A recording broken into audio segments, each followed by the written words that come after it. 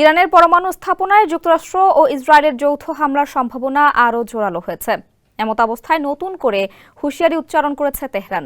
দেশটি বলছে, তাদের পরমাণু স্থাপনার হামলার শিকার হলে এই অঞ্চলে সর্বাত্মক যুদ্ধ ছড়িয়ে পড়বে।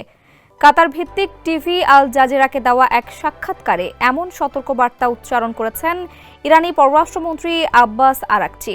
দোভাষীর মাধ্যমে তিনি বলেন, ইসরায়েল ও যুক্তরাষ্ট্র তার দেশের পরমাণু স্থাপনায় সামরিক হামলা চালালে তা হবে যুক্তরাষ্ট্রের সবচেয়ে বড় ঐতিহাসিক ভুল। সম্প্রতি ডোনাল্ড ট্রাম্প দ্বিতীয় মেয়াদে যুক্তরাষ্ট্রের প্রেসিডেন্ট হিসেবে দায়িত্ব নেন। তাতেই ইরান বড় ধরনের সামরিক হামলার শিকার হতে পারে এমন ঝুঁকি বাড়ছে।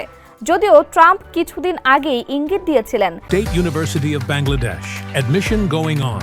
Please confirm your seat for spring 2025.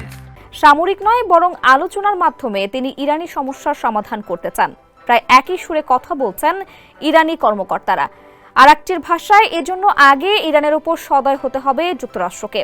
দেশটিতে আটকে থাকা বিভিন্ন সম্পদের উপর নিষেধাজ্ঞা প্রত্যাহার করে ট্রাম্পকে আগে আস্থা অর্জন করতে হবে। 2018 সালে ট্রাম্প প্রেসিডেন্ট থাকাকালে 6 জাতির সঙ্গে ইরানের করা পরমাণু চুক্তি থেকে যুক্তরাষ্ট্রকে তিনি এককভাবে বের করে আনেন। পাশাপাশি ইরানের উপর আরও এক গাদা নিষেধাজ্ঞা চাপিয়ে দেন তিনি। এরপর ক্ষুব্ধ তেহরানও ওই চুক্তির বিভিন্ন ধারা লঙ্ঘন করে ইউরেনিয়াম সমৃদ্ধকরণ বাড়িয়ে দেয়। এতে ইরান পরমাণু অস্ত্র তৈরির দ্বারপ্রান্তে পৌঁছে গেছে বলে অভিযোগ দেশটির চরম শত্রু ইসরায়েলের।